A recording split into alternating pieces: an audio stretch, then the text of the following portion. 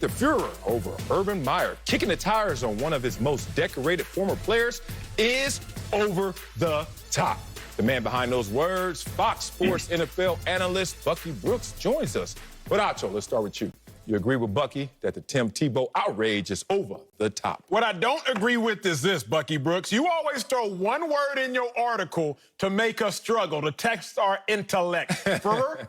Furor? What does that even mean, Bucky? He did that for you, Sel. He was like, oh, Sel gonna have to read this one. Columbia gonna have to read this one. I said, well, I had to read the prompt. Like, furor? I'm like, did he mean fear? Anyway, Bucky, I'm done with you. With that being said, the outrage that Tim Tebow is getting is undeserved. The outrage that the Jaguars are getting is fully merited and fully deserved. Tim Tebow don't get... He deserves no indictment for working hard, for staying in shape, for being granted an opportunity, for knowing a head coach. I'm not mad at him for that. Not mad at Tim Tebow for that at all. Okay.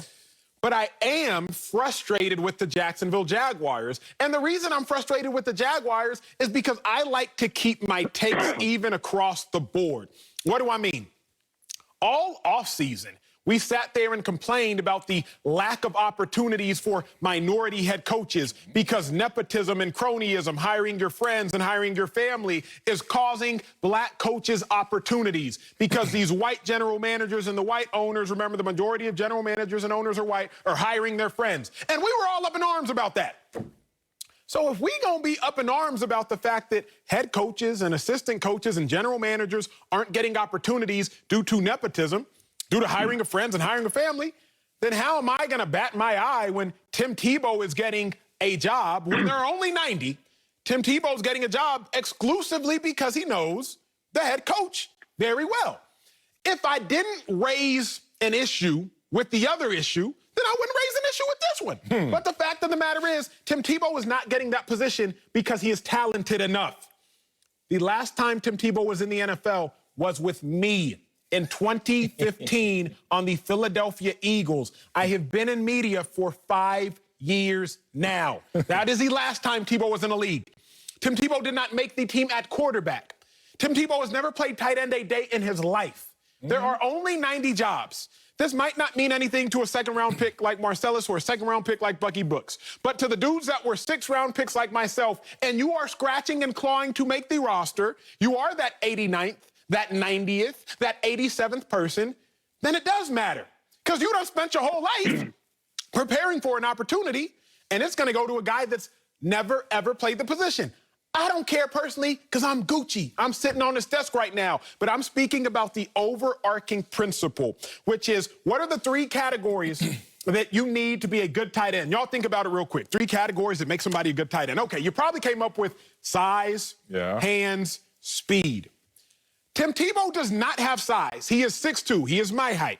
He does not have hands. He does not caught any passes in his NFL career, and I don't think in his college career. And he ran a 4.71 in his athletic prime over 10 years ago. He doesn't have size. He doesn't have hands. He doesn't have speed. The best tight ends in the game right now, George Kittle, 6'5", Darren Waller, 6'6", Rob Gronkowski, 6'7", Zach Ertz, 6'4" and some change, Eric Ebron, 6'5". Think of your favorite tight end, probably 6'5" and higher. Then you have Tim Tebow, 6'2". So he's clearly unqualified to play the position outside of knowing someone. And if we are going to be up in arms about other people that are lesser qualified getting opportunities because of who they know, I just have to raise the same issue right here. I understand why he got the job. I'm going to end like this. He'll sell a lot of tickets. I get that. One of the greatest college football players of all time. I get that. He was a beast at Florida. I get that. Jacksonville's in Florida. I get that. I'm not an idiot. I understand why you would want him to sell tickets, but that doesn't undermine the truth of the matter. I'm done. Okay, Acho, I get your frustration. And I think we all have sat in college with our coaches and they say, look, it's not what you know, it's who you know. Yes, sir. In fact, this weekend, I happened to be looking at TV and I saw maybe a LinkedIn commercial with one Emmanuel Acho where he gave somebody the plug where they got a job because of a connection, because that's what life is about. And so what I'm seeing this is Tim Tebow has the plug. And what he did is he utilized his relationship with Urban Meyer to grant him an opportunity. It's one of the things that we all aspire to do, to have a wealth of contacts that give us opportunities. And then with the opportunity, we take that and carry it over the goal line. And so I'm not upset about it because when I look up at New York this weekend, Kelvin Benjamin, who hasn't been in the league since 2018, was signed to be a tight end by the New York Giants. Why? Because Dave Gettleman drafted him with the Carolina Panthers. And so it's the hookup. It's the connection. That leads to opportunities. I think about Alden Smith. Yes, got me feeling like Uzman right here, Bucky Brooks. For 4 or 5 years. Alden Smith didn't play for 4.5 years. Woo. He gets an opportunity to play for the Dallas Cowboys because of Jim Tom Sula. It's about the relationship. We see it all the time. When you know someone, they can bring you in, and what you do with it is on you. So I don't understand the outrage. This is the most decorated player that ever played for Urban Meyer during his time at Florida. He won a Heisman Trophy. He won a national title with Urban Meyer. He is going to give his guy an opportunity. Now it's on Tim Tebow to make the most of it. It's one spot out of 90 spots on the team. I don't understand the fur over why he's... Bucky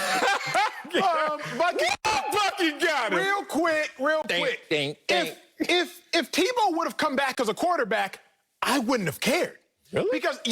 Because Tebow has at least shown us at some point in his life he has a proficiency to play the quarterback position. He hasn't shown it to us recently, but he's shown us at some point in life he can play the quarterback position at an incredibly efficient level.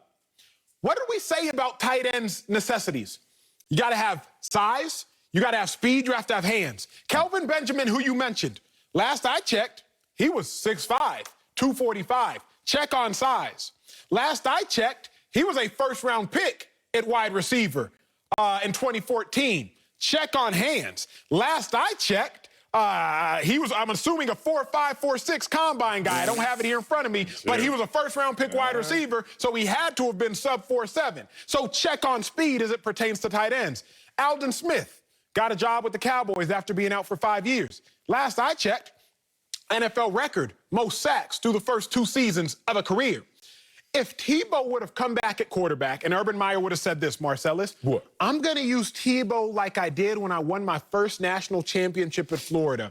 We'll get to the goal line. I'll use him for jump passes. I'll use him as a goal line QB. I'll use Trevor Lawrence like I used Chris Leak from the 20s to the 20s. Then I'll bring in Tebow.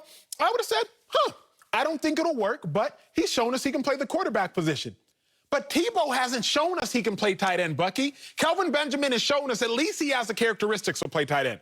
Alden Smith, we know he can play defensive end, outside back, or just about as good as anybody the world has ever seen before all the problems. So that is where there is a disconnect, Bucky. So many people raise hell. Well, what about Kelvin Benjamin? At least Kelvin Benjamin looks like George Kittle. At least he looks like Zach Ertz. At least he looks like Gronkowski. At least he looks the part. Tebow don't even get in the club based on looks alone. Oh, my God. And looks are deceiving. This take is going to take y'all everywhere, but let's start here. I remember being a San Diego Charger. You know me, I was that dude at the time. And then they lined up somebody against me who I was like, hey, what's your name, homeboy? I never heard of you. He was like, Antonio. Antonio who? Gates. Oh, okay. Where'd you go to school? Kent State. Okay. You played tight end? I ain't hear about you. No, I ain't even play football. What? You didn't play football? You didn't even play football? You were a basketball player? Next thing I know, you're in the Hall of Fame? Acho, looks are deceiving. We know how you can learn and adapt in the NFL. Tim Tebow, let me get this straight. You are upset at him for coming. Not him. The Jags. Or the Jags. Yes, sir. For this guy accepting a different position, putting his hat in hand and saying, whatever you got, I will go out there and perform. And this is just kicking the tires. We're not saying he's guaranteed to be on the roster. We'll figure this out. Tim Tebow did play tight end before. People don't watch all of the football games like I do. For the Jets, he was an H-back. They threw a pass at him, hit him in the head, and he realized, you know what? Next time I'm in the NFL, I am going to catch that ball. All right, here it is. This is Tim Tebow. Hey, call it what you want. My first play in the NFL, I think I got pancakes. Turned out I became an all-pro. Things can change. Here's the thing about Tim Tebow. You got to love what he's going to offer to this organization. It's a guy who's going to come at least, at minimum, help build a winning culture. At minimum, help box office. How many times they going to tarp off the 300 section with Jackson DeVille? I'm getting